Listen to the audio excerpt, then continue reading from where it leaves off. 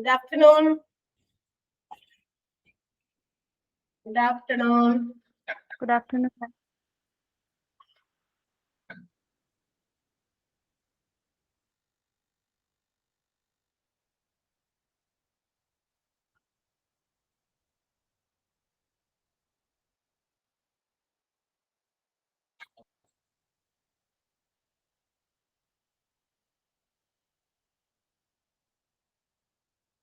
കേൾക്കണില്ലേ പറയുന്നത്? ക്ലിയർ അല്ലേ സൗണ്ട്? കേൾക്കാം മാം. Yes, okay.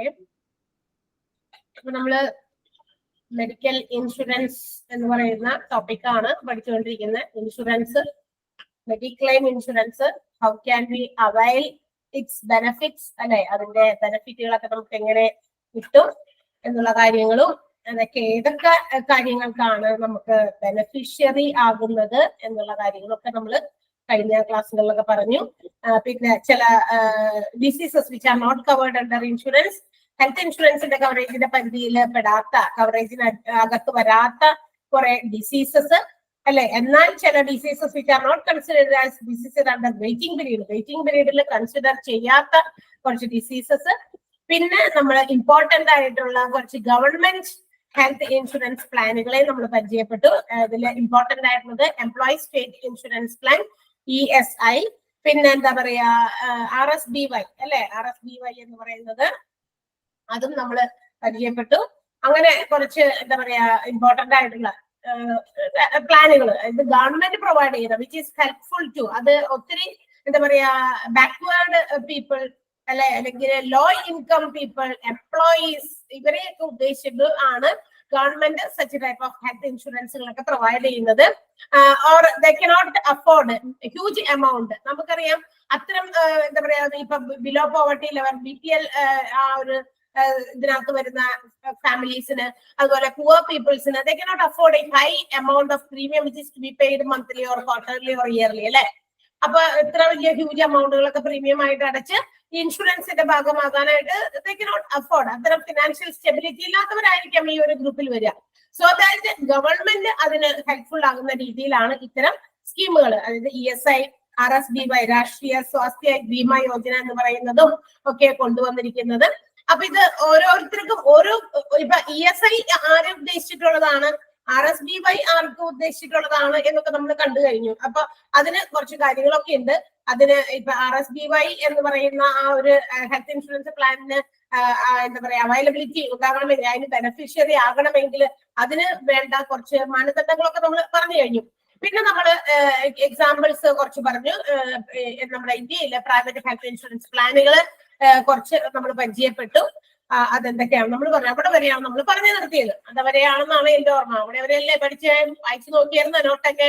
ഐ തിങ്ക് ഇവിടെ വരെ അല്ലേ? ഇവിടെ വരെയാണ് examples for private health insurance plans. ഇവിടെ വരെ വായിച്ചു നോക്കിയോ നന്നായിട്ട്?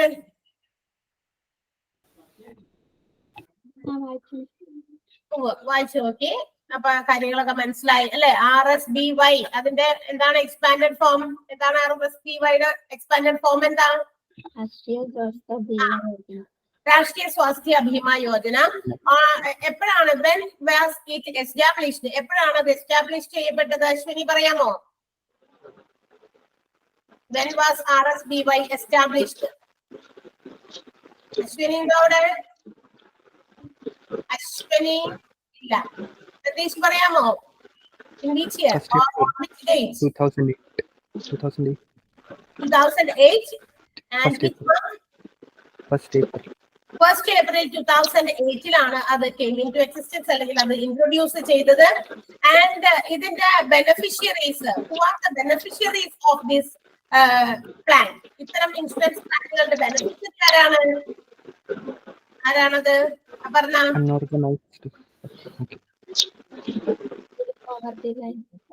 ബിലോ പോവർട്ടി ലെവൽ ആയിട്ടുള്ള ഫാമിലി മെമ്പേഴ്സ് ആണ്, അല്ലെങ്കിൽ BPL ഫാമിലീസിനെ ഉദ്ദേശിച്ചിട്ടുള്ളതാണ് എന്ന് നമ്മൾ പറഞ്ഞു. അതിന് കിട്ടുന്ന കവറേജുകളൊക്കെ നമ്മൾ പറഞ്ഞു. സം എക്സാമ്പിൾസ് പറഞ്ഞു. പ്രൈവറ്റ് ഹെൽത്ത് ഇൻഷുറൻസ് പ്ലാനുകൾക്ക് കുറച്ച് എക്സാമ്പിൾസ് പറഞ്ഞു. റിസാന ഒന്ന് മ്യൂട്ട് ചെയ്യാമോ? Rizana okay. Rizana hello, okay. ആദ്യമായിട്ടാണ് ക്ലാസ്സിൽ കയറണേ? അതെ. റെക്കോർഡ് ക്ലാസ്സസ് കാണാറുണ്ടോ മിസ് ചെയ്യാതെ? ഉണ്ട്. ലാസ്റ്റത്തെ 2-3 ക്ലാസ് ആണ് പോയത്. അവസാനത്തെ ലാസ്റ്റ് 3 ക്ലാസ്സുകളൊന്നും കണ്ടിട്ടില്ല അല്ലെ? ഇല്ല. അതായത് ഈ ചാപ്റ്റർ തുടങ്ങിയപ്പോ കിട്ടിയിട്ടുണ്ടാവില്ല ഐ തിങ്ക്. ഇല്ല, കിട്ടിയിട്ടില്ല. യാതൊരു ചേർക്കും. നന്നായി വായിച്ചു നോക്കണേ. അപ്പൊ ഇന്ന് നമ്മള് ഇതിനകത്ത് ബാക്കി ഭാഗം കൂടി കംപ്ലീറ്റ് ചെയ്യാൻ ഉദ്ദേശിക്കുകയാണ്. Third party administrators for health insurance, ആ ഒരു ഭാഗമാണ് നമുക്ക് ഇനി എടുക്കുന്നത്. Third party administrators for health insurance, അതായത് നമുക്ക് നമ്മൾ ഇൻഷുറൻസ് പോളിസി എടുത്തു, നമുക്ക് നമ്മളുടെ പ്രീമിയം നമ്മൾ അടച്ചുകൊണ്ടിരിക്കുന്നു. ചെറിയ എമൗണ്ടുകളൊക്കെ ആണെങ്കിലും വലിയ എമൗണ്ട് ആണെങ്കിലും ഗവൺമെന്റിന്റെ ആയിക്കോട്ടെ അല്ലാത്തതായിക്കോട്ടെ, നമുക്ക് to avail the benefit of that particular policy, നമ്മൾക്ക് അതിൽ നിന്ന് കിട്ടേണ്ട ബെനിഫിറ്റ്, ദാറ്റ് മീൻസ് അതിന്റെ മറ്റൊരു പേര് പറയാം നമ്മളുടെ ക്ലെയിം. നമുക്ക് ഏതെങ്കിലും തരത്തിലുള്ള ആക്സിഡന്റുകളോ അല്ലെങ്കിൽ the maturity date has been attained, ആ ഒരു മെച്യൂരിറ്റി ഡേറ്റ് കംപ്ലീറ്റ് ചെയ്യുമ്പോഴോ എപ്പോഴാണെങ്കിലും നമുക്ക് ആ നമ്മൾ ഇൻഷുർ ചെയ്തിരിക്കുന്ന അതിന്റെ വാലിഡിറ്റി കഴിഞ്ഞ് നമുക്ക് എമൗണ്ടുകളൊക്കെ കിട്ടണം. So we have to claim for it. അപ്പൊ അതിനുവേണ്ടി നമ്മൾ ക്ലെയിം വെക്കണം. എന്താണ് ക്ലെയിം എന്ന് നമ്മൾ കഴിഞ്ഞ ദിവസം പറഞ്ഞു. It's the request from the part of insured to the insurance company. Insurance കമ്പനിയിലേക്ക് ഇൻഷുർഡ് നൽകുന്ന ഒരു റിക്വസ്റ്റ് ആണ് for the repayment of that money, അല്ലെ? നമുക്ക് അവൈലബിൾ ആയിട്ടുള്ള എമൗണ്ട് നമുക്ക് തരണം എന്നുള്ള നമ്മുടെ റിക്വസ്റ്റ് ആണ് ക്ലെയിം എന്ന് പറയുന്നത്. അപ്പൊ ആ ക്ലെയിം നമുക്ക് കിട്ടണമല്ലോ, അവൈൽ ആവണം. അപ്പൊ അതിന് വേണ്ടിയിട്ട് സം ഇന്റർമീഡിയറീസ്, അതായത് കുറച്ച്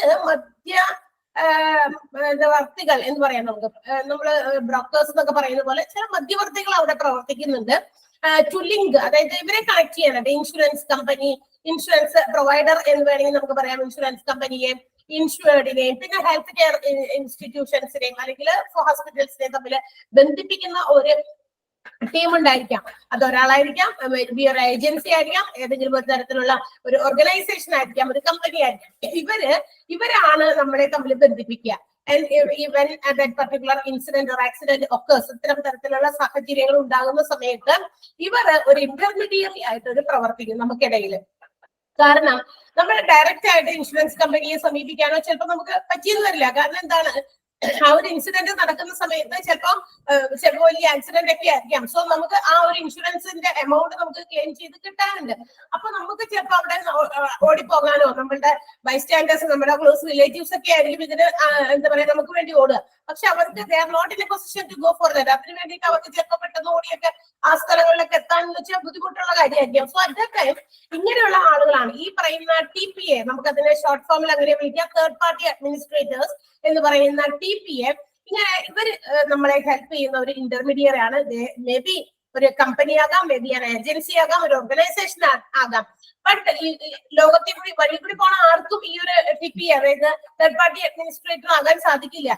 they should have a license from Insurance Regulatory Development Authority, IRDA licence ഉള്ള, അതായത് ഇൻഷുറൻസുകളൊക്കെ വാങ്ങിച്ച് കൊടുക്കാനോ അല്ലെങ്കിൽ ഇവരെ തമ്മിൽ കണക്ട് ചെയ്യാനോ അതിനു വേണ്ടിയിട്ട് അധികാരപ്പെടുത്തിയിരിക്കുന്ന രീതിയിൽ, അതായത് അതിന് അധികാരമുള്ളവരാണെങ്കിൽ they should have some license. അതിന് ആർക്ക് വേണമെങ്കിലും അധികാരം എടുക്കാനൊന്നും പറ്റില്ല. അതിന് ഒരു ഇൻഷുറൻസ് കമ്പനിയുടേതായ ഒരു ലൈസൻസ് അവർ ഒബ്റ്റെയിൻ ചെയ്തിരിക്കും. So that they can claim the cashless facilities from the insurance provider. അതുകൊണ്ട് തന്നെ ഈ പറയുന്ന ക്യാഷ് ആയിട്ട് വാങ്ങിച്ചു കൊടുക്കുന്നത്, ക്യാഷ്ലെസ് നമുക്ക് കയ്യിൽ ക്യാഷ് ആയിട്ടല്ല തരാം. നമ്മളെ ഏത് ഹോസ്പിറ്റൽസിലാണോ നമ്മളെ എന്താ പറയുക ഹോസ്പിറ്റലൈസ്ഡ് ചെയ്തിരിക്കുന്നത് അവരിലേക്ക് നമ്മളുടെ ട്രീറ്റ്മെന്റിന് ആവശ്യമായിട്ടുള്ള എന്താ പറയാ ആ ഒരു കാര്യങ്ങളൊക്കെ ചെയ്ത് തരാൻ വേണ്ടിയിട്ട് ഇൻഷുറൻസ് കമ്പനിയെ കണക്ട് ചെയ്യണം. സോ അതിന് വേണ്ടിയിട്ട് പ്രവർത്തിക്കുന്ന ഒരു ഏജൻസി ആകാം, ഒരു കമ്പനി ആകാം, ഒരു റെഗുലേഷൻ ആകാം, ഓർഗനൈസേഷൻ ആകാം. അത്തരം ഫെസിലിറ്റീസ് ഒക്കെ നമുക്ക് ചെയ്തു തരുന്ന ഒരു ഇന്റർമീഡിയറി എന്ന് വേണ്ടി നമുക്ക് പറയാം. അപ്പോ നമുക്ക് എന്താ പറയാ ട്രീറ്റ്മെന്റുകൾ വാങ്ങി തരിക, വെറും ട്രീറ്റ്മെന്റ് അല്ല. നമ്മൾ പറഞ്ഞു ഇത്തരം ഇൻഷുറൻസ് പ്ലാൻസ് എടുക്കുന്നത് കൊണ്ട് ഹൈ ക്വാളിറ്റി ട്രീറ്റ്മെന്റ് ആണ് നമുക്ക് കിട്ടുന്നത്. സാധാരണഗതിയിലുള്ള ട്രീറ്റ്മെന്റ്, അപ്പൊ നമുക്ക് നല്ല ക്വാളിറ്റി ഉള്ള ട്രീറ്റ്മെന്റുകൾ പ്രൊവൈഡ് ചെയ്യപ്പെടുകയും ഇതൊക്കെ ചെയ്തു തരുന്നത് ഈ ഇന്റർമീഡിയറീസ് ആയിരിക്കും. അവരെയാണ് നമ്മൾ TPA അല്ലെങ്കിൽ തേർഡ് പാർട്ടി അഡ്മിനിസ്ട്രേറ്റേഴ്സ് മീൻസ് അങ്ങനെ പറയാം. ഓക്കെ, അവര് നമ്മളെ തമ്മിൽ ബന്ധിപ്പിക്കുകയാണ്. അപ്പൊ എനിക്കിപ്പോ ഒരു ആക്സിഡന്റ് ഉണ്ടായി, ഞാനിപ്പോ ഇങ്ങനെ ഒരു ഗവൺമെന്റിന്റെ ഇത്തരം ഹെൽത്ത് പ്ലാൻസിലൊക്കെ ഉള്ള ആളാണ്. എനിക്ക് ഏതെങ്കിലും ഹോസ്പിറ്റലൈസ്ഡ് ആയി കഴിഞ്ഞാൽ പർട്ടിക്കുലർ ഹോസ്പിറ്റൽസ് ഉണ്ട് അതിന് വേണ്ടിയിട്ട് ഇൻഷുറൻസ് പ്രൊവൈഡ് ചെയ്യുന്ന അത്തരം ഹൈ ക്വാളിഫൈഡ് ആയിട്ടുള്ള ടെക്നിക്സും അതുപോലെ നല്ല ക്വാളിറ്റിയുടെ ട്രീറ്റ്മെന്റും ഒക്കെ പ്രൊവൈഡ് ചെയ്യുന്ന ഹോസ്പിറ്റൽസ് ആയിരിക്കും. അപ്പൊ അവരെ തമ്മിൽ നമ്മളെ ബന്ധിപ്പിച്ച് നമ്മളെ ഇന്ന ഹോസ്പിറ്റലിലേക്ക് കൊണ്ടുപോകാൻ നമുക്ക് ട്രീറ്റ്മെന്റിന് വേണ്ടിയിട്ട് നമുക്ക് ഏതെങ്കിലും തരത്തിലുള്ള സീരിയസ് ആയിട്ടുള്ള ഒരു ഇൽനസ് വന്നു അല്ലെങ്കിൽ ഒരു ആക്സിഡന്റ് വന്നു, അപ്പൊ നമ്മളെ ഹോസ്പിറ്റലൈസ്ഡ് ആകുമ്പോൾ നമുക്ക് കയ്യിലേക്ക് കാശായിട്ടല്ല തരാം. നമ്മളുടെ ട്രീറ്റ്മെന്റിന് ആവശ്യമായിട്ടുള്ള തുകകൾ ഇൻഷുറൻസ് കമ്പനി എന്ത് ചെയ്യുന്നു, ഹാൻഡ് ഓവർ ചെയ്യുന്നു. അവരുടെ അക്കൗണ്ട്സിലേക്ക് ഹാൻഡ് ഓവർ ഇത് കൊടുക്കുക എന്നുള്ളതാണ് അപ്പൊ അവരുടെ ലക്ഷ്യം. അപ്പൊ അതിന് വേണ്ടിയിട്ട് ഒരു ഇന്റർമീഡിയറ്റ് വേണം. അല്ലാതെ നമ്മൾ ചിലപ്പോൾ നേരിട്ട് പോകാൻ, ഞാൻ പറഞ്ഞു നേരത്തെ, നമുക്ക് നമ്മുടെ we are not in a position to go. അതിന് വേണ്ടിയിട്ട് നമുക്ക് അന്വേഷിച്ച് പോകാനൊക്കെ ചിലപ്പോൾ നമുക്ക് അന്നേരം സമയം ഉണ്ടാകുന്നു വരില്ല, നമ്മൾക്ക് അതിന് പറ്റിയെന്ന് വരില്ല. കാരണം നമ്മളുടെ ക്ലോസ് ആയിട്ടുള്ള റിലേറ്റീവ്സ് ഒക്കെ നമ്മളോടൊപ്പം ആയിരിക്കും. അപ്പൊ ഇതിനു വേണ്ടി ഓടുവോ, ചിലപ്പോഴൊക്കെ നമ്മൾ ചില കാര്യങ്ങൾക്ക് ഓടേണ്ടി വരും. പക്ഷെ എങ്കിലും ഇവരെയാണ് നമ്മൾ ആദ്യം കണക്ട് ചെയ്യുക. ഇനി ഇവരെന്താ ചെയ്യുക, ദേ ഫങ്ഷൻസ് ആസ് എൻ ഇന്റർമീഡിയറി. നമ്മൾ നേരത്തെ പറഞ്ഞു എന്താണ്, ഒരു ഇന്റർമീഡിയറി ആയിട്ടാണ് പ്രവർത്തിക്കുക. ഒരു എന്താ പറയാ, മധ്യവർത്തി ആയിട്ടാണ്. ആരൊക്കെ തമ്മിലുള്ള ഇന്റർമീഡിയറി ആയിട്ടാണ്? ഇമ്പോർട്ടന്റ് ആയിട്ട് ഓർത്തിരിക്കുക, insurance provider that means the insurance കമ്പനിയും and the insured that means the policy holder. ആരാണ് പോളിസി എടുത്തിരിക്കുന്നത്? പോളിസി ഹോൾഡറും ഇൻഷുറൻസ് പ്രൊവൈഡർ ആയിട്ടുള്ള ഇൻഷുറൻസ് കമ്പനിയും തമ്മിൽ ഉള്ള ഒരു ഇന്റർമീഡിയറി ആണ്. ഞാൻ ഇൻഷുർഡ് ആണ്, അല്ലെങ്കിൽ പോളിസി ഹോൾഡർ, ഞാനാണ് പോളിസി ഹോൾഡർ. എനിക്ക് ഇൻഷുറൻസ് തരാമെന്ന് ഏറ്റിരിക്കുന്ന insurance company that is the insurance provider, അവരെ തമ്മിൽ ബന്ധിപ്പിക്കുക എന്നുള്ളതാണ് പ്രധാനമായിട്ട് ലക്ഷ്യം. നമ്മളെ മാത്രം ബന്ധിപ്പിച്ചാൽ പോരാ. ആൻഡ് ഓൾസോ അവരുടെ ഈ പറയുന്ന ഇതുമായിട്ട് ബന്ധപ്പെട്ട സ്റ്റേക്ക് ഹോൾഡേഴ്സ്, ബന്ധപ്പെട്ടവരെന്ന് പറയുന്നത് ഒന്ന് ഇൻഷുറൻസ് കമ്പനിയാണ്, ഇൻഷുറൻസ് പ്രൊവൈഡർ ആണ്, ഒന്ന് ഹെൽത്ത് കെയർ പ്രൊവൈഡേഴ്സും ഉണ്ട്. അവരെയും ബന്ധിപ്പിക്കണം.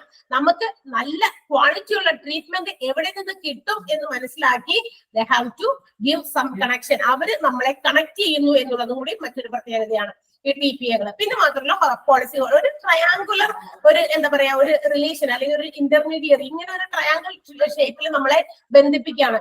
ഇൻഷുറൻസ് കമ്പനീനെ നമ്മളെ എന്താ പറയാ ഇൻഷുർഡുമായിട്ട് ബന്ധിപ്പിക്കുന്നു, അല്ലെങ്കിൽ പോളിസി ഹോൾഡറുമായിട്ട് ബന്ധിപ്പിക്കുന്നു. ആ പോളിസി ഹോൾഡറിനെ നല്ല ഹൈ ക്വാളിറ്റി ട്രീറ്റ്മെന്റ് കിട്ടുന്ന ഹോസ്പിറ്റൽസിലേക്ക് കണക്ട് ചെയ്യുന്നു. കണ്ടല്ലോ, അപ്പൊ ഒരു ട്രയാങ്കുലർ റിലേഷൻഷിപ്പ് ആണ് അല്ലെ.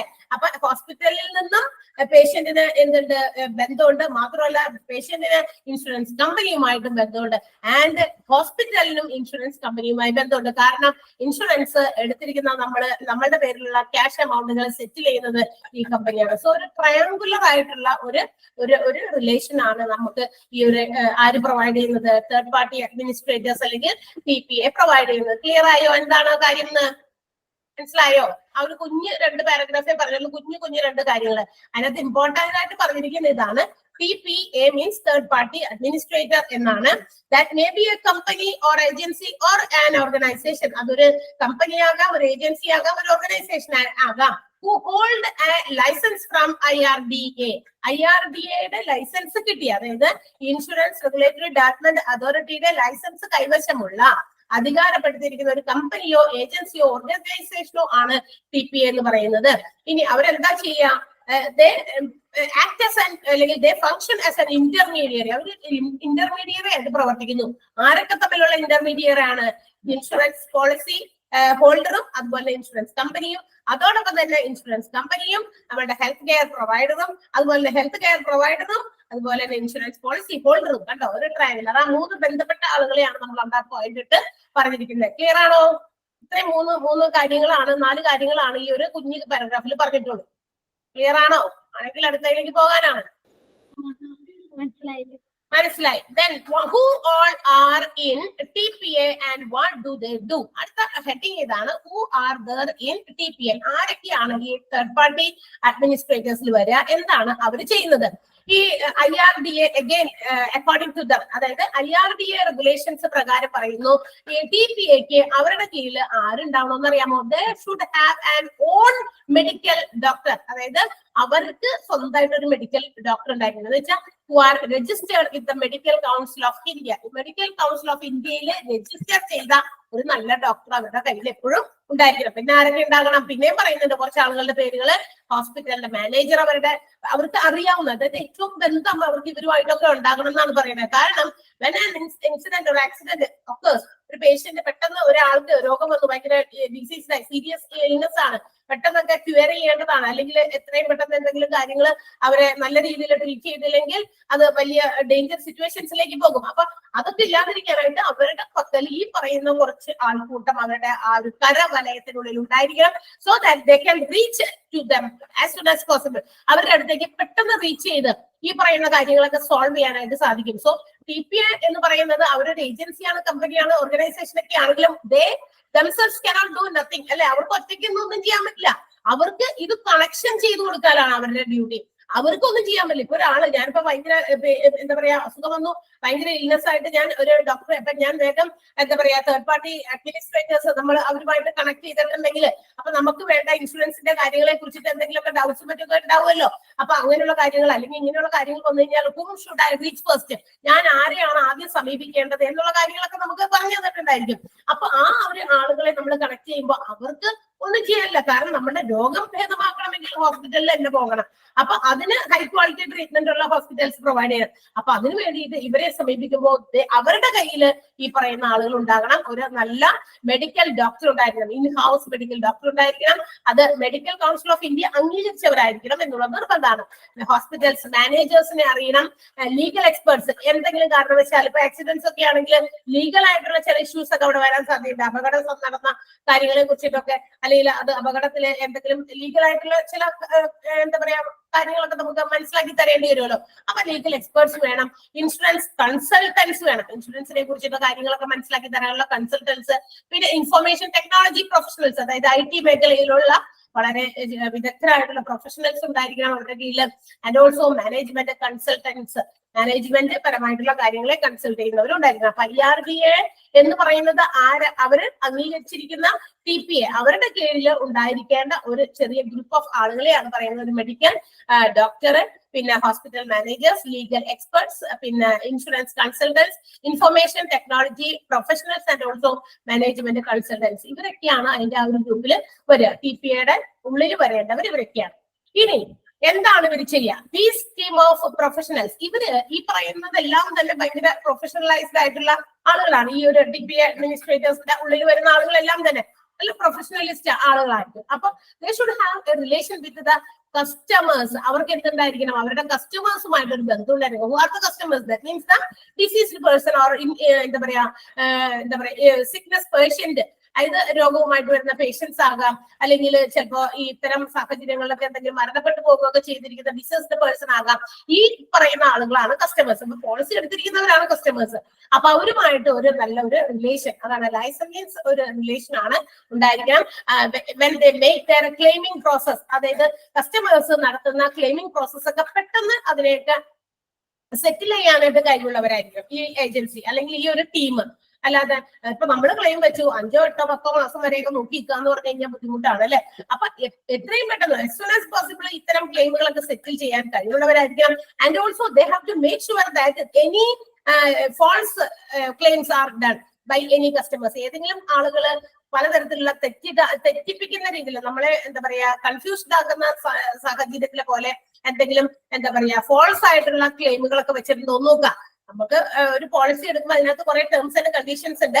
ആ ടേംസ് ആൻഡ് കണ്ടീഷൻസിലൂടെ മാത്രമേ ആ എമൗണ്ടുകളൊക്കെ ഇപ്പൊ ഹോസ്പിറ്റലൈസ്ഡ് ആയിട്ടുള്ള എക്സ്പെൻസ് മീറ്റ് ചെയ്യുന്നതാണോ അല്ലെങ്കിൽ ക്യാഷ് കൊടുക്കേണ്ടതാണോ എന്ത് തന്നെയായാലും ആ ടേംസ് ആൻഡ് കണ്ടീഷൻസ് ഫോളോ ചെയ്താണ് കൊടുക്കുക.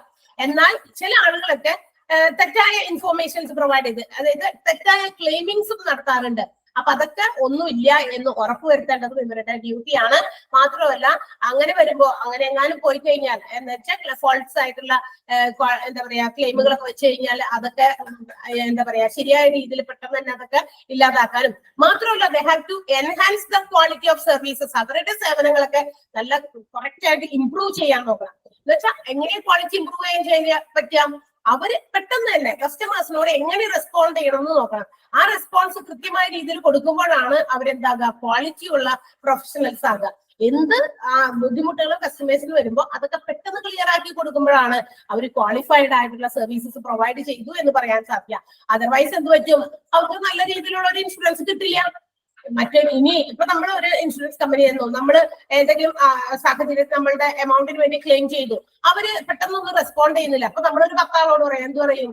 ഒരു രക്ഷയില്ല. അവിടെ നമ്മള് പൈസ അടച്ചിട്ട് ഇപ്പൊ അതിന്റെ മെച്ചൂരിറ്റി കഴിഞ്ഞു, അല്ലെങ്കിൽ ഇന്നൊരു സാഹചര്യം ഒത്തിരി നേരം നമ്മളിട്ട് ഓടിച്ചു, വലിയ ബുദ്ധിമുട്ടായിരുന്നു ആ പൈസ കിട്ടാനായിട്ട്. അപ്പൊ ആ 10 ആളുകളോട് പറയുമ്പോൾ ഇറ്റ്സ് അഡ്വർടൈസ്മെന്റ് അല്ലെ, ശരിക്കും തെറ്റായ പരസ്യമാണ്. അപ്പൊ ആളുകൾക്ക് അല്ലെങ്കിൽ പ്രീമിയം അടയ്ക്കാനുള്ള അവര് എന്താ പറയാ ഇത് കുറയും അല്ലെ. അപ്പൊ അതാണ് പറഞ്ഞിരിക്കുന്നത് leads to lower insurance premium എന്ന്. കിട്ടാനുള്ള ഇൻഷുറൻസ് പ്രീമിയങ്ങൾ പോലും മര്യാദയ്ക്ക് അടച്ചു കിട്ടില്ല. കാരണം എന്താ, അവരുടെ ക്വാളിറ്റി സർവീസസ് വളരെ മോശമാണെങ്കിൽ അപ്പൊ they have to improve their quality services. അവരുടെ സർവീസസ് ഒക്കെ നല്ല ക്വാളിറ്റി ഉള്ളതായിരിക്കണം, മാത്രമല്ല ഇംപ്രൂവ്ഡ് ആയിട്ടുള്ള രീതിയിലാണ് പ്രൊവൈഡ് ചെയ്യേണ്ടത്. അപ്പൊ ഇതെല്ലാം തന്നെ അവരുടെ ഡ്യൂട്ടിയാണ്. ഈ ടീം എന്ത് ചെയ്യണം, they have to make a liaison or relation between the customers. അവരുടെ കസ്റ്റമേഴ്സിനെ വേറെ എങ്ങും പോകാതെ പിടിച്ചു നിർത്താനും അവരുടെ ക്ലെയിമിംഗ് പ്രോസസ്സിലൊക്കെ അവർക്ക് വളരെ ഹെൽപ്ഫുൾ ആകുന്ന രീതിയിൽ അവരെ സഹായിക്കാനും, and also they have to make sure that no one has made any false claims. ആരും തന്നെ ഫോൾസ് ആയിട്ടുള്ള ക്ലെയിമുകൾ നടത്തിയിട്ടില്ല എന്ന് ഉറപ്പുവരുത്താനും, മാത്രമല്ല they have to limit unwanted treatment. അതും പറഞ്ഞിട്ടുണ്ട്. unwanted treatment എന്ന് വെച്ചാൽ എന്താ, ആവശ്യമില്ലാത്ത ചികിത്സ ഒക്കെ പ്രൊവൈഡ് ചെയ്യുക എന്നുള്ളതൊക്കെ ഉണ്ട് അല്ലെ. അതൊക്കെ ഇല്ലാതെ അതിനൊക്കെ മാറ്റിക്കളയാനും അതിനൊക്കെ ലിമിറ്റ് ചെയ്യാനും, മാത്രമല്ല അവരുടെ ക്വാളിറ്റി സർവീസസ് ഇംപ്രൂവ് ചെയ്യാനും ഒക്കെ സാധിക്കും. അതല്ലെങ്കിൽ എന്ത് പറ്റും, ഇത് will lead to lower insurance premium. ഇതൊന്നും നമ്മൾ മനസ്സിലാക്കി ചെയ്തില്ലെങ്കിൽ അവരുടെ ഇൻഷുറൻസ് പ്രീമിയം എമൗണ്ട് അല്ലെങ്കിൽ അത് വളരെയധികം താഴെ പോകാനായിട്ട് സാധ്യതയുണ്ട്. ഇനി എന്താണ് മറ്റൊരു കാര്യം അവർ ചെയ്യുന്നത്, TPS accepts a fee from the insurance provider. ഇതിന് വേണ്ടിയിട്ട് എന്ത് ചെയ്യുന്നു, insurance provider, that means the insurance company, കാരണം അവരാണ് ഇവർക്ക് ലൈസൻസ് കൊടുക്കുന്നത്. സോ അതുകൊണ്ട് എന്ത് കിട്ടും, ഈ ഒരു സേവനങ്ങളൊക്കെ ഇവർ ചെയ്യുന്നതുകൊണ്ട് ആ ടീമിന് എന്തുണ്ട്, ഒരു ഫീസ് അവർക്ക് കിട്ടും, which is based on the percentage of the premium amount. അവർക്ക് കിട്ടുന്ന, അതായത് അവരുടെ പ്രീമിയം എമൗണ്ടിന്റെ, അവർക്ക് കിട്ടുന്ന പ്രീമിയംസ് ഉണ്ടല്ലോ ഇൻഷുറൻസ് പ്രൊവൈഡർക്ക്, അതായത് കമ്പനിക്ക് കിട്ടുന്ന പ്രീമിയത്തിന്റെ എമൗണ്ടുകളുടെ ഒരു 5.5% എമൗണ്ട് അവർക്ക് ഫീസ് ആയിട്ട് കിട്ടുന്നുണ്ട്. നമ്മൾ എന്തിനു വേണ്ടിയിട്ടാണ്, ആരും ജോലി ചെയ്യുന്നത് ഒരു ഇൻകം നേടാൻ വേണ്ടിയിട്ടാണ്. സോ TPA എന്ന് പറയുന്നത് third party administrators, that means A group of people who consist of doctor, hospital managers, legal experts, insurance consultants, information technology professionals and also management consultants. ഇവരൊക്കെ ഒരു ടീമായിട്ടാണ് പ്രവർത്തിക്കുന്നത്. അപ്പൊ ഈ ഒരു ഏജൻസി അവർ കൊടുക്കുന്ന സേവനങ്ങൾക്ക് കൃത്യമായ രീതിയിൽ അവർക്ക് ഫീസിന് അവർക്ക് എന്താ പറയാ റൈറ്റ്സ് ഉണ്ട്, അവകാശമുണ്ട്. സോ ഈ ഒരു എമൗണ്ട് ഫീസ് അവർക്ക് കിട്ടുന്നത് പ്രീമിയം എമൗണ്ടിന്റെ 5.5% ആയിരിക്കും. മനസ്സിലായല്ലോ. അപ്പൊ ആരാണ് TPA എന്നും എന്താണ് അവർ ചെയ്യുന്നതെന്നും അവര് 3 പോയിന്റുകളിലാണ് അവർ പറഞ്ഞിരിക്കുന്നത്. IRDAയുടെ അഭിപ്രായത്തില് TPA എന്ന് പറയുന്നതില് അവരുടെ കയ്യിൽ ഉണ്ടായിരിക്കേണ്ട ആ ഒരു ഗ്രൂപ്പ് ഓഫ് ആളുകളുടെ കാര്യങ്ങൾ പറഞ്ഞിട്ടുണ്ട്. അതുകൂടാതെ അതിനകത്ത് അവര് കസ്റ്റമേഴ്സിനെ എങ്ങനെ ഡീൽ ചെയ്യണമെന്നും അവരുടെ ക്വാളിറ്റി സർവീസ് എങ്ങനെ ഇംപ്രൂവ് ആക്കണമെന്നും, so they can sustain the customers, അവരുടെ കസ്റ്റമേഴ്സിനെ അങ്ങനെ പിടിച്ചെടുക്കാൻ പറ്റും. അല്ലെങ്കിൽ it will leads to low insurance premium, low insurance premium വളരെയധികം കുറഞ്ഞു പോകാൻ അല്ലെങ്കിൽ വഴിയൊഴുക്കും എന്നും. പിന്നെ മാത്രമല്ല ഇതിനു വേണ്ടിയിട്ട് they charge a fee of 5.5% of the insurance premium amount. Insurance premium എമൗണ്ടിന്റെ ഒരു 5.5% ഇവർക്ക് അതിന് ഫീസ് ആയിട്ട് കിട്ടും എന്നുള്ളതാണ്. ഇത്രയും കാര്യങ്ങളാണ് അതിനകത്ത് TPA ആരാണെന്നും അവരെന്താണ് ചെയ്യുന്നതെന്നും പറഞ്ഞിരിക്കുന്നത്. ക്ലിയർ ആണോ? ഓക്കെ ഓക്കെ ദെൻ അടുത്തത്, what is the role of TPA in health insurance. ഇനി ഇവര് എന്താണ് ഇവരുടെ റോള്, ഈ TPAന്റെ റോൾ എന്താണ്, ഹെൽത്ത് ഇൻഷുറൻസ് ആ ഒരു ഇതിനകത്ത് അവരുടെ സേവനത്തിൽ ആ ഒരു സർവീസിൽ ഇവരുടെ റോൾ എന്താണ്. അപ്പൊ എന്താണ് നമുക്ക് നോക്കാം. ഇവരുടെ റോളുകളൊക്കെ മനസ്സിലാകണമെങ്കിൽ നമുക്ക് താഴെ പറയുന്ന കുറച്ച് പോയിന്റുകൾ തന്നിട്ടുണ്ട്. ഒന്ന്, നമ്മൾ നേരത്തെ പറഞ്ഞതുപോലെ they are the connector between insurance company and policy holder അല്ലെ. അവരൊരു ലിങ്കർ ആണ്, അല്ലെങ്കിൽ ഒരു കണക്ടിങ് ഏജന്റ് ആണ്. ആരൊക്കെ തമ്മിൽ, പോളിസി ഹോൾഡറും അതോടൊപ്പം തന്നെ ഇൻഷുറൻസ് കമ്പനിയും തമ്മിലുള്ള ഒരു ലിങ്കർ, ഒരു കണക്ടർ ആണ്. അപ്പോ ചിലപ്പോ ഡയറക്റ്റ് ആയിട്ടായിരിക്കും, ഇൻഡയറക്ട്ലി ആകാം. ഇവരെ തമ്മിൽ ബന്ധിപ്പിക്കുന്ന ഒരു ഇന്റർമീഡിയറി ആണ്. മാത്രമല്ല നമ്മളുടെ most of the hospitalization claims or claim cases or എന്താ പറയാ അവര് ഡീൽ ചെയ്യുന്നത് ഈ പറയുന്ന TPA തന്നെയാണ് അല്ലെ.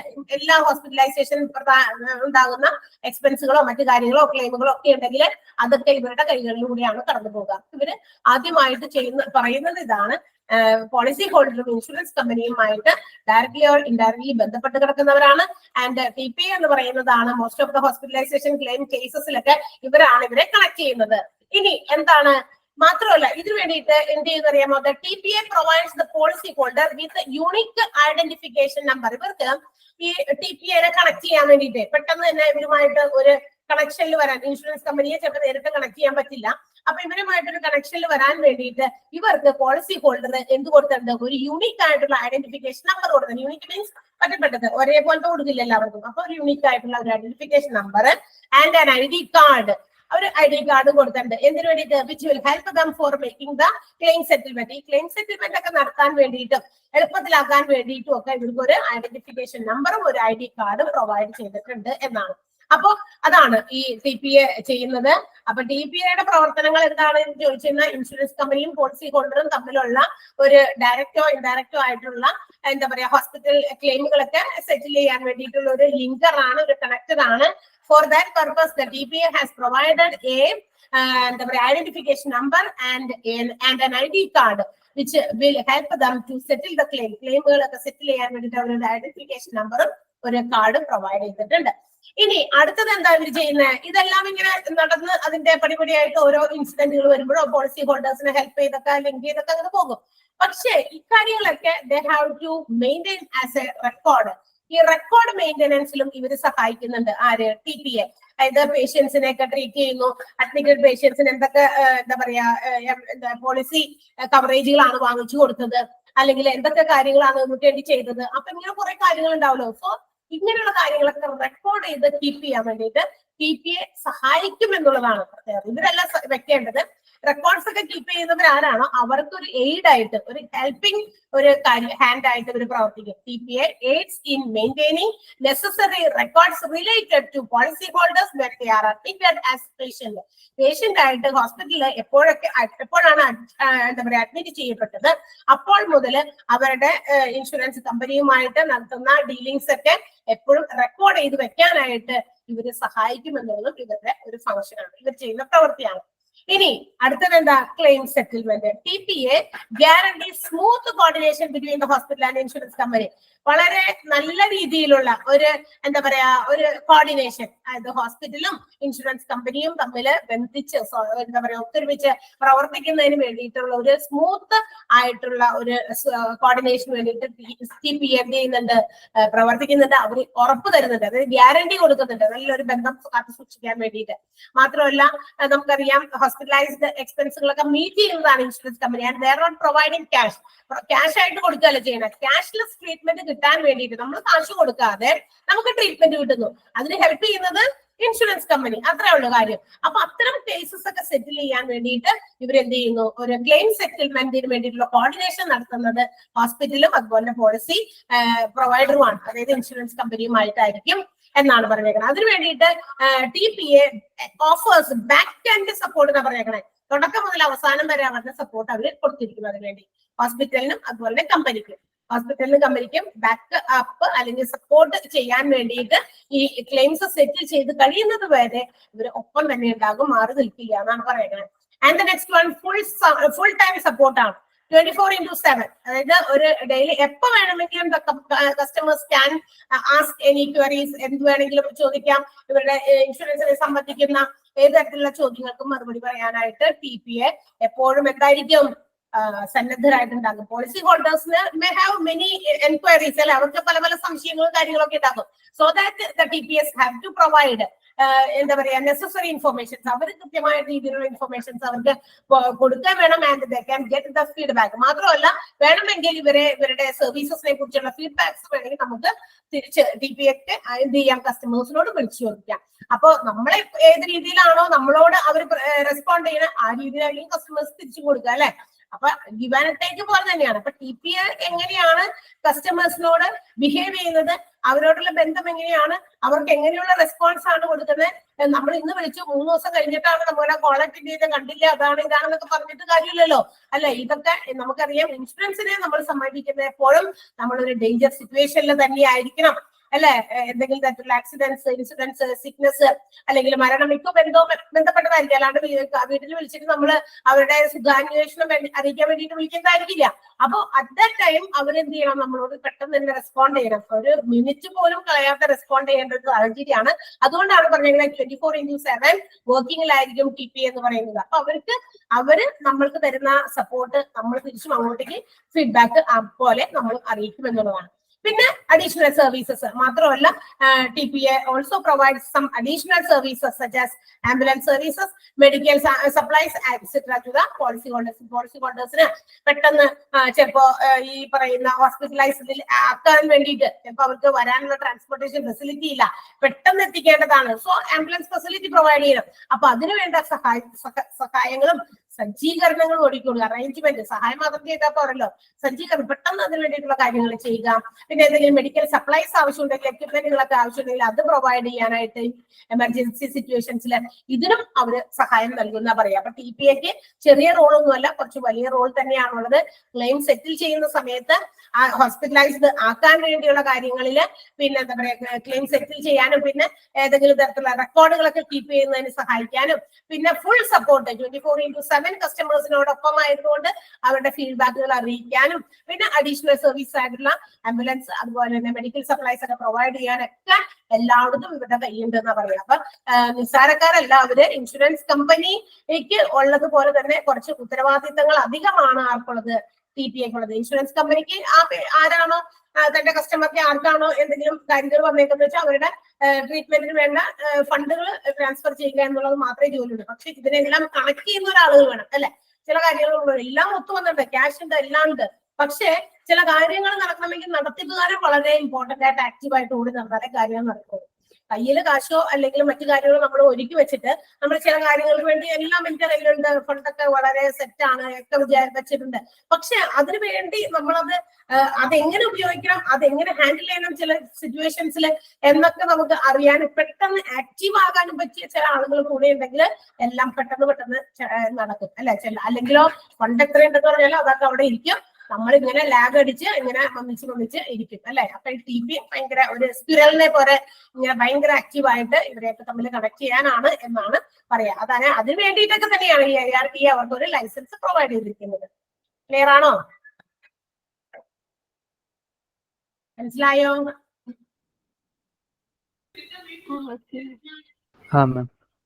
ഓക്കെ. ഇനി നമ്മുടെ ഇന്ത്യയിൽ ഓപ്പറേറ്റ് ചെയ്യുന്ന ചില തേർഡ് പാർട്ടി അഡ്മിനിസ്ട്രേറ്റേഴ്സിനെ കുറിച്ചിട്ടാണ് പറയുന്നത്. എല്ലാം പ്രൈവറ്റ് ലിമിറ്റഡ് കമ്പനീസ് ആണ്. ഇവിടെ പറഞ്ഞിട്ടുണ്ട്, ഒരു 5-8 പറഞ്ഞിട്ടുണ്ട്. ഇന്ത്യയിൽ ഓപ്പറേറ്റ് ചെയ്യുന്ന third party administrators opening in India. അതിന് കുറച്ച് എക്സാമ്പിൾസ് ആണ് കേട്ടോ കൊടുത്തിരിക്കുന്നത്. യുണൈറ്റഡ് ഹെൽത്ത് കെയർ പാരക് TPA private limited, media assist India TPA private limited, MD India Health Care TPA Services Private Limited, Paramount Health Services and Insurance TPA Private Limited, eMeditech TPA Services Limited, Heritage Health TPA Private Limited, Focus Healthcare Services TPA Private Limited, Medicare TPA Services Private Limited. ഇത്രയുമാണ് ഇവിടെ നമ്മുടെ ഇന്ത്യയിൽ പ്രധാനമായിട്ടും operate ചെയ്യുന്ന ചില TPAs. അതായത് അതിന് examples ആണ്. നമ്മുടെ ഇന്ത്യയിലുള്ള കുറച്ച് തേർഡ് പാർട്ടി അഡ്മിനിസ്ട്രേറ്റേഴ്സിന്റെ പേരുകളാണ് അവിടെ കൊടുത്തിരിക്കുന്നത്. ഓക്കെ. ഇനി എങ്ങനെയാണ് ഇതിന്റെ പ്രോസസ്സിംഗ് നടക്കുന്നത്? എന്തിന്റെ പ്രോസസ്സിംഗ് ആയിരിക്കാം? അതായത് നമ്മൾക്ക് ഇൻഷുറൻസ് പോളിസിയുടെ ക്ലെയിം എങ്ങനെയാണ് പ്രോസസ് ചെയ്ത് കിട്ടുക, അതെങ്ങനെയാണ്, അതിന്റെ ആ ഒരു സ്റ്റെപ്സ് എന്താണ്, അതിന് വേണ്ടിയിട്ട് ചില കാര്യങ്ങൾ ഉണ്ടാകുമല്ലോ, അതെന്താണ്? അത് 1 by 1 ആയിട്ട് നമുക്ക് സ്റ്റെപ്പ് വൈസ് നോക്കാം. അപ്പൊ ഫോളോയിങ് സ്റ്റേജസ് ആണ് ഒരു ക്ലെയിമിങ്ങിന്റെ പ്രോസസ്സിൽ വരുന്നത്. ക്ലെയിമിംഗ് പ്രോസസ്സിൽ വരുന്ന ഡിഫറെന്റ് സ്റ്റേജസ് ആണ്. ഒന്ന്, on occurring an unfortunate event. നമുക്കറിയാം അത്ര സുഖകരമായിട്ടുള്ള ഒരു സംഭവമല്ല ഇൻഷുറൻസ് എമൗണ്ട് ക്ലെയിം ചെയ്യാൻ വേണ്ടി പോകുന്നത് അല്ലെ. ആ ഒരു സിറ്റുവേഷൻ, ആ ഒരു ഇവന്റ് വളരെ മോശമാണ്. നമുക്കറിയാം ഇൻഷുറൻസ് നമ്മൾ എടുത്തിരിക്കുന്നത് നമ്മളുടെ ലൈഫിൽ നമ്മൾ എന്താ പറയാ പ്രതീക്ഷിക്കാത്ത പെട്ടെന്നുണ്ടാകുന്ന കണ്ടിൻജന്റ് ലയബിലിറ്റി എന്നൊക്കെ നമുക്ക് വേണമെങ്കിൽ പറയാം. നമുക്ക് പെട്ടെന്ന് ഉണ്ടാകുന്ന നമ്മൾ പ്രതീക്ഷിക്കാതെ വരുന്ന ചില ലോസസിനെ മീറ്റ് ചെയ്യാൻ വേണ്ടിയിട്ട് ഉള്ളതാണ്. അത് ലൈഫ് ഇൻഷുറൻസ് ആകുമ്പോൾ നമുക്കറിയാം അതൊരിക്കലും നികത്താൻ പറ്റുന്നതല്ല. ഒരാളുടെ അഭാവം എന്ന് പറയുന്നത് പണം കൊണ്ട് നമുക്ക് എന്താ പറയാ അതിനെ നമുക്ക് എന്താ പറയാ നികത്താൻ പറ്റുന്നതല്ല. പക്ഷെ എങ്കിലും അത്തരം ചില ഫാമിലീസിനെ നമുക്ക് നോക്കിക്കഴിയുമ്പോൾ ഒരാളുടെ കുറവ് കൊണ്ട് ആ ഫാമിലി ഭയങ്കരമായിട്ട് ചിലപ്പോ ആ ഒരു ഇൻകം വരുമാന മാർഗമായിരുന്ന ഒരാളായിരിക്കാം. ആളുടെ അഭാവത്തില് ചിലപ്പോ ഫാമിലി മൊത്തത്തില് അങ്ങനെ ഡൗൺ ആയി പോകുന്ന സിറ്റുവേഷൻസിലേക്ക് പോകും. അപ്പൊ അവരെ ചിലപ്പോ ഒന്ന് സപ്പോർട്ട് ചെയ്യാൻ, ഒന്ന് ഹെൽപ്പ് ചെയ്യാൻ ചിലപ്പോ ഈ എമൗണ്ടുകൾ സഹായിക്കാം. അതൊക്കെയാണ് കാരണം. അപ്പൊ ആ ഒരു അൺഫോർച്ചുനേറ്റ് ആയിട്ടുള്ള ഇവന്റ് നടക്കുമ്പോഴാണ് സാധാരണ നമ്മൾ എന്ത് ചെയ്യുക, ക്ലെയിമിന് വേണ്ടി അപേക്ഷിക്കുക അല്ലെ. അപ്പൊ ആ ഒരു ഇൻസിഡന്റ് എന്ത് ചെയ്യണം? We should inform to the insurance provider. ആരാണോ ഇൻഷുറൻസ് പ്രൊവൈഡർ അവര് നമ്മൾ ആദ്യം തന്നെ അറിയിക്കണം. അങ്ങനെ അറിയിക്കുന്ന പ്രോസസ്സിനെയാണ് നമ്മൾ എന്ത് വിളിക്കുക? ക്ലെയിം എന്ന് വിളിക്കുക. എന്താണ്? റേസിംഗ് എ ക്ലെയിം എന്ന് വിളിക്കും, അല്ലെങ്കിൽ ക്ലെയിം എന്താ പറയാ അതിന് വേണ്ടി അപേക്ഷിക്കുക എന്ന് പറയും. എന്താണത്? The incident on and the occurring of an unfortunate event, the incident must be informed to the policy holder. ആ ഒരു ഇൻസിഡന്റ് നമ്മൾ പോളിസി ഹോൾഡറിനെ അറിയിക്കണം. ആ അറിയിപ്പിനെയാണ് എന്ത് വിളിക്കുക? നമ്മള് ക്ലെയിം എന്ന് വിളിക്കുക. നമ്മൾ അറിയിക്കുന്നത് എന്തിനാ? വന്നത് കണ്ടിട്ട് പോകാൻ വേണ്ടിയിട്ടല്ലല്ലോ നമ്മൾ അറിയിക്കുന്നത്. അല്ല, നമ്മളെ ആ ഒരു എന്താ പറയാ ലോസ് കൊണ്ട്, ആ ഒരു എന്താ പറയാ ഇൻസിഡന്റുകൾ നമ്മളെ ഇൻഡെമിനിഫൈ ചെയ്യാൻ, നമുക്കുണ്ടായ നഷ്ടത്തെ പരിഹരിക്കാൻ വേണ്ടിയിട്ടാ ആ ഒരു കാര്യം അവരെ അറിയിക്കുന്നത്. അതിന് വേണ്ടിയിട്ടാണ്. അല്ലാണ്ട് അവരോട് വന്ന് എന്തായാലും നിങ്ങളും കൂടി വന്നിട്ട് കണ്ടിട്ട് പോവാം എന്നിട്ട് വേണം എന്നൊക്കെ നമ്മൾ പറയാം. അതല്ല അവരോട് ഉദ്ദേശിക്കുന്നത് കേട്ടാ. അടുത്തത് എന്താണ്? ഇനി അപ്പൊ നമ്മൾ അറിയിക്കുന്നു, ഇൻഷുറൻസ് പ്രൊവൈഡർ അറിയിക്കുന്നു. നെക്സ്റ്റ് സ്റ്റേജ് എന്താണ്? ഫയലിംഗ് എ ക്ലെയിം ആണ്. അതായത് ചില ക്ലെയിമിന്റെ ഫോംസ് ഒക്കെ ഉണ്ട്. ആ ഫോമുകളൊക്കെ നമ്മൾ ഇൻഷുററിന്റെ വെബ്സൈറ്റിൽ കയറിയിട്ട് അത് അവരുടെ ബാങ്ക് ഓഫീസിലേക്ക് അറിയിക്കണമല്ലോ. അതായത് നമ്മൾ വെറുതെ കൊണ്ട് വിളിച്ചു പറയുകയോ അങ്ങനെയൊക്കെ ചെയ്തതിന് ശേഷം അത് എന്താ പറയാ ഒഫീഷ്യലി അത് എന്താ പറയാ ബന്ധപ്പെട്ട ആളുകളെ അറിയിക്കണം. സോ അതിന്റെ വെബ്സൈറ്റിൽ നമ്മൾ അതിന്റെ ഫോമുകൾ ഉണ്ടാകും. ക്ലെയിമിന്റെ ഫോമുകളൊക്കെ കൃത്യമായിട്ട് ഫില്ല് ചെയ്ത് ഫയൽ ചെയ്യുക എന്നുള്ളതാണ് അല്ലെ, അവർക്ക് സെൻഡ് ചെയ്ത് കൊടുക്കാം. നെക്സ്റ്റ് എന്താണ് ചെയ്യേണ്ടത്? Documents that support the authenticity of the claim must also be submitted. നമ്മളിങ്ങനെ ക്ലെയിമിന് വേണ്ടി വെക്കുമ്പോൾ അത് എത്രത്തോളം കൃത്യമാണ്, എത്രത്തോളം അത് എന്താ പറയാ കൃത്യമാണ്, അല്ലെങ്കിൽ കറക്റ്റ് ആണ്, അല്ലെങ്കിൽ അതിനകത്ത് ഫോൾസ് ആയിട്ടുള്ള ക്ലെയിമുകളൊന്നും അല്ല, അതിന്റെ ആ ഒരു എന്താ പറയാ കൃത്യത അല്ലെ പരിശോധിക്കാൻ വേണ്ടിയിട്ട് സപ്പോർട്ട് ചെയ്യുന്ന ഡോക്യുമെന്റുകൾ എഫിക്സ് ചെയ്തിരിക്കണം, കൂടെ വെച്ചിരിക്കണം നമ്മുടെ ക്ലെയിമിനോടൊപ്പം തന്നെ. ഇപ്പൊ അതെ ഇന്ന കാരണം ഇന്ന ഡിസീസ് വന്നു എനിക്ക്, അപ്പൊ ചിലപ്പോൾ മെഡിക്കൽ റിപ്പോർട്ട് നമുക്ക് തന്നിരിക്കുന്നുണ്ടാവും ഡോക്ടർ. അപ്പൊ നമുക്ക് ക്ലെയിം ഉള്ളതാണ്. അപ്പൊ ഡോക്ടറോട് നമ്മൾ പറയുന്നു ഈ ക്ലെയിം ഉള്ളതാണ്. So we have to submit that particular document to the policy holder. ആ പോളിസി ഹോൾഡർക്ക് നമുക്ക് അതിന്റെ ഡോക്യുമെന്റ് സബ്മിറ്റ് ചെയ്യണം. ഞാൻ വാങ്ങോണ്ട് പറഞ്ഞാൽ എനിക്ക് ആ രോഗം ഉണ്ടെന്നല്ലല്ലോ, അല്ലെ, അത് സർട്ടിഫൈ ചെയ്യുന്ന ഒരാളുണ്ട്. എനിക്ക് എന്ത് രോഗമുണ്ടെങ്കിലും സർട്ടിഫൈ ചെയ്യാൻ ഒരാളുണ്ട്. അത് സർട്ടിഫൈ ചെയ്ത് കഴിയുമ്പോഴാണ് ഞാൻ രോഗിയാകുന്നുള്ളൂ.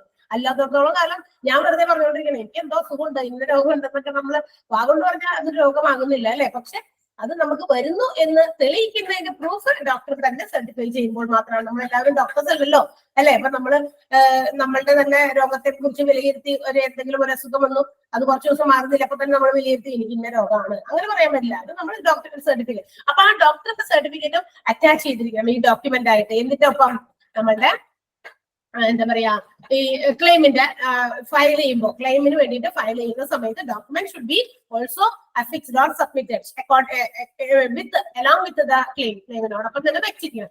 പിന്നെ എന്താ ചെയ്യേണ്ടത്? the insurance providers എന്ത് ചെയ്യും? അവര് അതായത് നമ്മുടെ ക്ലെയിമിന് വേണ്ടിയിട്ടുള്ള സാധനമൊക്കെ എടുത്ത് കിട്ടി കഴിയുമ്പോൾ ഫയൽ ചെയ്ത് കഴിയുമ്പോൾ അവരുടെ കയ്യിൽ അത് കിട്ടും. Claim evaluating it's validity. അവര് ഇൻഷുറൻസ് പ്രൊവൈഡർ അത് എത്രത്തോളം ഉണ്ട് എന്ന് അതിന്റെ വാലിഡിറ്റി ഒക്കെ അങ്ങനെ പരിശോധിക്കും. ഡേറ്റ് ഒക്കെ കറക്റ്റ് ആണോ, അവർ ഇൻഷുറൻസ് എടുത്തു തരുന്നതാണ്, അല്ലെങ്കിൽ ഈ ഒരു രോഗത്തിന് അവർക്ക് കവറേജ് കിട്ടാൻ സാധ്യതയുണ്ടോ എന്നുള്ള കാര്യങ്ങളെ കുറിച്ചൊക്കെ ഒരു വിലയിരുത്തൽ നടത്തും. വേഗം അത് കിട്ടിക്കഴിയുമ്പോൾ തന്നെ ഇന്ന് എത്ര രൂപയാണ് എന്ന് വെച്ചിട്ട് വേഗം തന്നെ ഹോസ്പിറ്റലിലേക്ക് ട്രീറ്റ്മെന്റിനുള്ള ഫണ്ടുകൾ അയച്ചു കൊടുക്കലല്ല ചെയ്യാം. അവരത് ഇവാലുവേഷൻ ഒക്കെ നടത്തും. അതിന് ശേഷം മാത്രമേ കൊടുക്കുന്നുള്ളൂ. ഇഫ് ഇറ്റ് ഫുൾഫിൽസ്, ഇപ്പൊ നമ്മൾ കൊടുക്കുന്ന ആ ഒരു കാര്യങ്ങളൊക്കെ അവർ വാലിഡേറ്റ് ചെയ്തു നോക്കി, ഇവാലുവേറ്റിംഗ് ഒക്കെ കഴിഞ്ഞ് കഴിഞ്ഞപ്പോൾ അതിനകത്ത് പറഞ്ഞിരിക്കുന്ന കാര്യങ്ങളെല്ലാം ഫുൾഫിൽ ചെയ്തിരിക്കുന്നുവെങ്കിൽ, ടേംസ് ആൻഡ് കണ്ടീഷൻസ് എല്ലാം ഓക്കെയാണ് ആസ് സ്റ്റേറ്റഡ് ഇൻ ദ പോളിസിയിൽ പറഞ്ഞിരിക്കുന്ന പോലെ തന്നെയാണ് എങ്കിൽ the insurance will approve the claim. ആ ക്ലെയിമിന് നമുക്ക് അപ്രൂവൽ കിട്ടും. ഓക്കെ, അപ്പൊ അത് ചെയ്തതിന് ശേഷം മാത്രമേ ക്ലെയിമിന് അപ്രൂവൽ കിട്ടുന്നുള്ളൂ. അങ്ങനെ കിട്ടിക്കഴിഞ്ഞാൽ അപ്രൂവൽ ഫോം കഴിഞ്ഞു കഴിഞ്ഞാൽ പിന്നെ എന്താണ്? Insurance company will pay the benefits stated in the policy. നമുക്ക് തന്നിരിക്കുന്ന നമ്മുടെ പോളിസിയിൽ പറഞ്ഞിരിക്കുന്ന എമൗണ്ടിനുള്ള ബെനിഫിറ്റുകളെല്ലാം തന്നെ കമ്പനി പ്രൊവൈഡ് ചെയ്യുന്നു. ലൈഫ് ഇൻഷുറൻസ് ക്ലെയിം ആണെങ്കിൽ നമുക്ക് എന്താണ് കിട്ടുക? ബെനിഫിഷ്യറീസിന്, അതായത് നമ്മളുടെ പേയ്മെന്റ് കിട്ടുന്നത് ചിലപ്പോൾ ലൈഫ് ഇൻഷുറൻസ് ഒക്കെ ആണെങ്കിൽ ആളുടെ മരണശേഷം ഒക്കെ നമുക്ക് പോളിസി കിട്ടുമല്ലോ, അത് ആൾക്കാരുടെ കയ്യിൽ നേരിട്ട് കൊടുക്കാൻ പറ്റില്ല. സോ അതിന്റെ ബെനിഫിഷ്യറി ആരാണോ അവർക്കായിരിക്കും പേയ്മെന്റ് കൊടുത്തിരിക്കുക. പേ ഔട്ട് കൊടുക്കുക എന്ന് പറഞ്ഞു കഴിഞ്ഞാൽ pay out means the sum of money which is given to the policy holder when a claim is accepted. Claim accept ചെയ്ത് കഴിഞ്ഞാൽ മണി ഒരു എമൗണ്ട് പോളിസി ഹോൾഡർക്ക് പേ ചെയ്തിരിക്കുക, അതിനെയാണ് നമ്മൾ പേ ഔട്ട് എന്ന് വിളിക്കുക. അപ്പൊ പേ ഔട്ട് കൊടുക്കുക എന്നുള്ളതാണ്. ബെനിഫിഷ്യറിക്കാണ് പേ ഔട്ട് കൊടുക്കുക ലൈഫ് ഇൻഷുറൻസിന്റെ കേസിൽ മാത്രം. ഓക്കെ, അതർവൈസ് ട്രീറ്റ്മെന്റിനുള്ളതാണെങ്കിൽ ഹോസ്പിറ്റലൈസ്ഡ് ആയിട്ടുള്ള ആളുകൾക്കാണെങ്കിൽ ആ രീതിയിലുള്ള കാര്യങ്ങളൊക്കെ ചെയ്യും. അപ്പൊ ഇത്രയും കാര്യങ്ങളാണ് ചെയ്യാം. ഇനി എന്താണ് ചെയ്യാം? the insurer might be ready to provide an upfront lump sum amount, or it might stagger the payout as a regular payment. ചിലപ്പോഴൊക്കെ ഇത്രയുള്ള ഇതിനകത്ത് പറഞ്ഞിരിക്കുന്നത് പോളിസി ഹോൾഡർ എന്താ പോളിസി ഹോൾഡർക്ക് ഇൻഷുറർ എന്തായിരിക്കും ചെയ്യുന്നത്, ഒറ്റ എമൗണ്ട് ആയിട്ട് ഫുൾ എമൗണ്ട് ആയിട്ട് എന്താ പറയാ ഒരു ലംസം എമൗണ്ട് മീൻസ് ഒറ്റ എമൗണ്ട് ഒറ്റ തുകയായിട്ട് ആയിരിക്കാം കൊടുക്കുക, അല്ലെങ്കിൽ ഒരു റെഗുലർ പേയ്മെന്റുകളായിട്ട് depending on the terms of the policy, പോളിസിയുടെ ടേംസ് ആൻഡ് കണ്ടീഷൻസിനെ ആശ്രയിച്ച് ഒരു ഗഡുക്കളായിട്ടായിരിക്കും കൊടുക്കുക. അങ്ങനെയും കൊടുക്കും. അത് അവരുടെ രീതിയാണ്. ഇൻഷുറർ അവരവരുടെ ടേംസ് അനുസരിച്ചിട്ടായിരിക്കും അത് പ്രൊവൈഡ് ചെയ്യുന്നത്. ഇനി the time insurers taken to confirm and pay the insured sum differ on a case to case basis. അതായത് എല്ലാവരും എന്താ പറയാ, നമ്മൾ നേരത്തെ പറഞ്ഞല്ലോ ഇൻഷുറൻസ് എങ്ങനെയാണ് ഇൻഷുർഡ് സം ഓഫർ ചെയ്യുന്നത് ആളുകൾക്ക് കൊടുക്കുന്നതെന്ന്.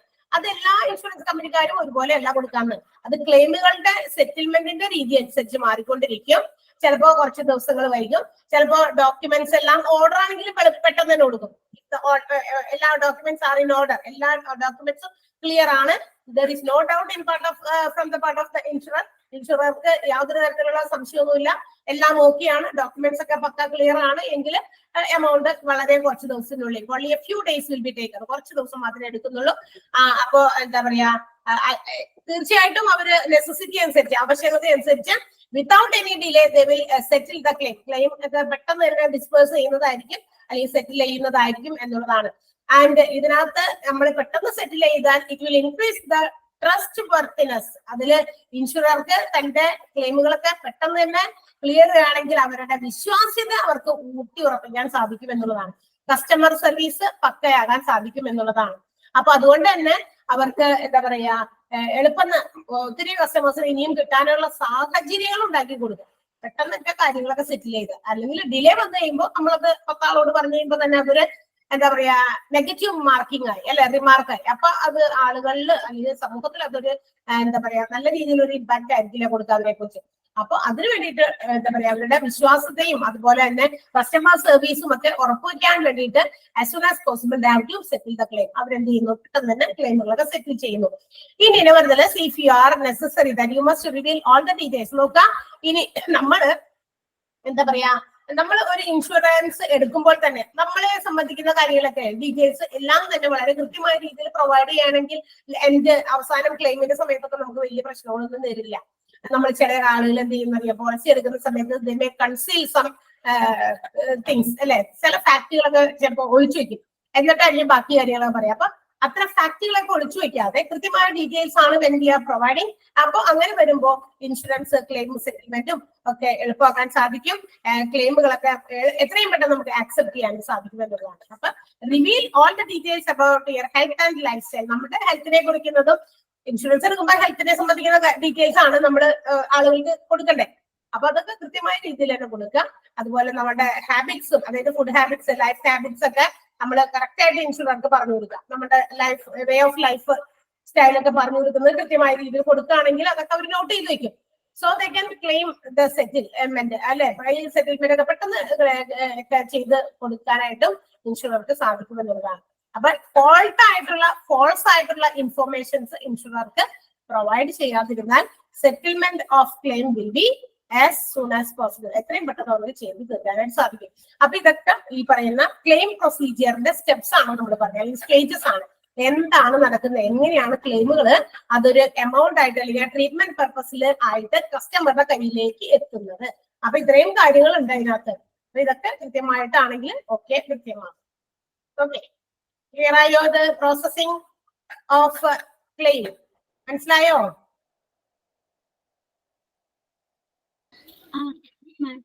മനസ്സിലായി? ഇന്നെടുത്ത ഒരു ഇത്തിരി ഭാഗം ഒന്ന് വേഗം ഒന്ന് വായിച്ചു നോക്കിയാൽ ഇവിടെ തുടങ്ങി തേർഡ് പാർട്ടി അഡ്മിനിസ്ട്രേറ്റേഴ്സ് തുടങ്ങി ഒന്ന് വായിച്ചു നോക്കാം. അതിനുശേഷം നമുക്ക് ബാക്കി എടുക്കാം.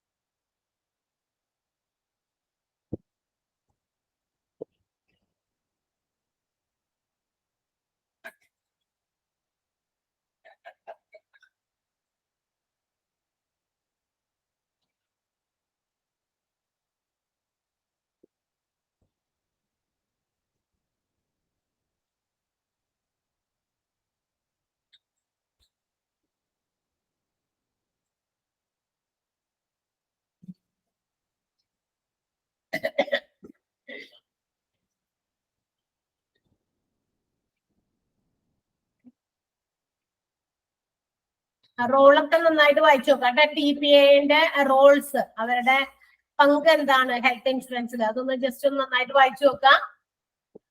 5 കാര്യങ്ങളാണ് പറയുന്നത്, എന്തൊക്കെ കാര്യങ്ങളാണ് അവർക്ക് ചെയ്തു കൊടുക്കുന്നതെന്ന്.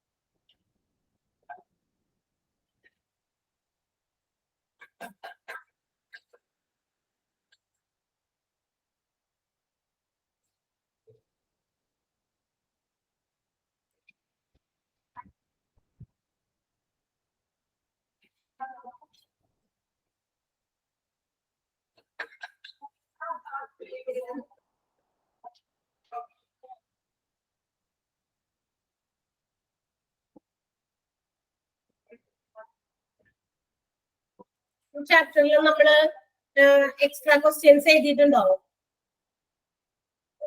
മോക്ക് ടെസ്റ്റ് കൂടാതെ കുറച്ച് എഴുതിയായിരുന്നു അല്ലെ? ഓക്കെ.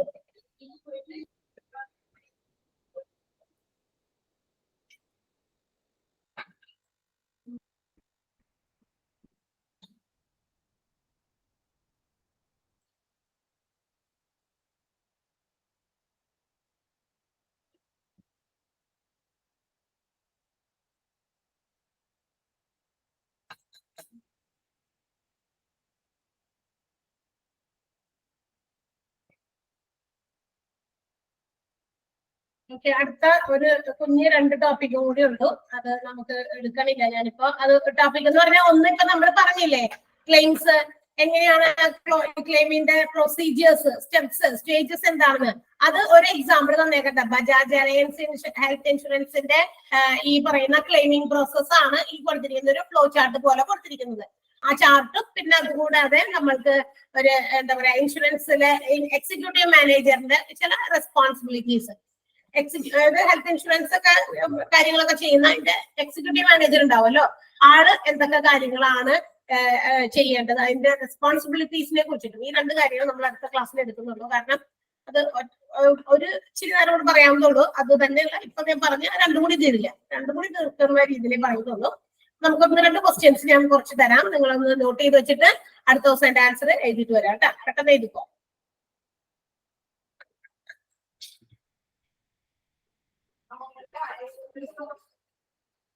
എഴുതിക്കോ. ഒന്നാമത്തെ, dash covers, dash cover, COVERS, covers the insured for expenses,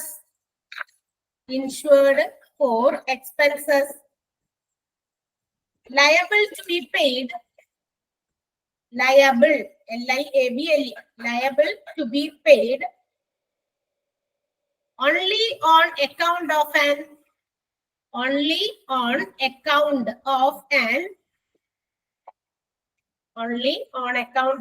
accident.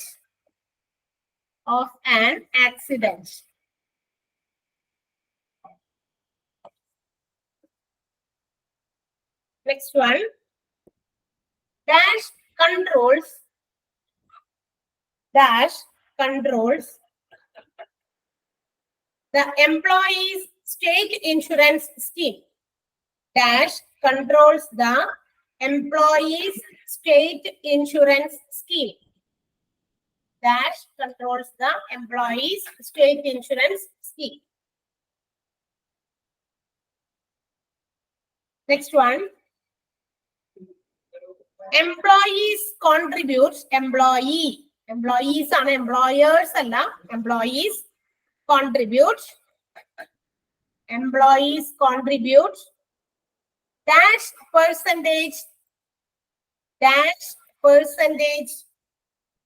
of wage bill dash percentage of wage bill WAGE wage bill to ESI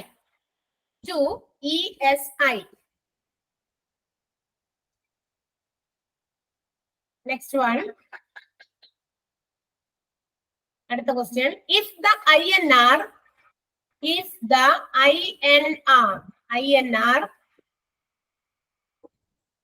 capital letters say not INR of an employee is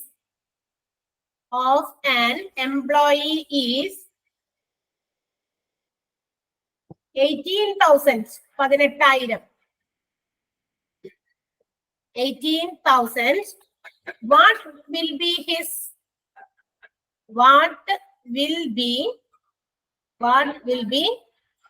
or her his slash his or her contribution to ESI is dash. Contribution to ESI is dash. Calculate ചെയ്ത് നമ്മൾ കണ്ടുപിടിക്കണം. ഒരു എംപ്ലോയിയുടെ INR അതായത് international normalised rate എന്ന് പറയുന്നത് 18,000 ആണെങ്കിൽ അയാളുടെ contribution എത്രയാണെന്നാണ് പറഞ്ഞേക്കണത്. എംപ്ലോയിയുടെ എന്താ ചോദിച്ചേക്കണേ, ESIയിലേക്കുള്ള കോൺട്രിബ്യൂഷൻ എത്രയായിരിക്കണം എന്നാണ് ചോദ്യം. കാൽക്കുലേറ്റ് ചെയ്ത് കണ്ടുപിടിക്കാം. Next one. Pensioners and their family members. Pensioners and their family members. Pensioners and their family members are the beneficiaries of dash. Are the beneficiaries of dash.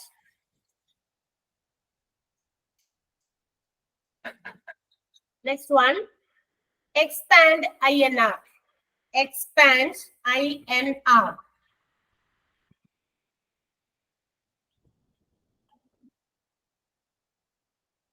And one more. The year in which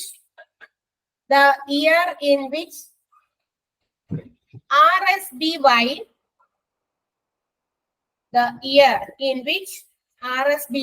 came into existence. RSBY existed ആയിട്ടുള്ള ആ year ആണ് ചോദിച്ചേക്കുന്നത്.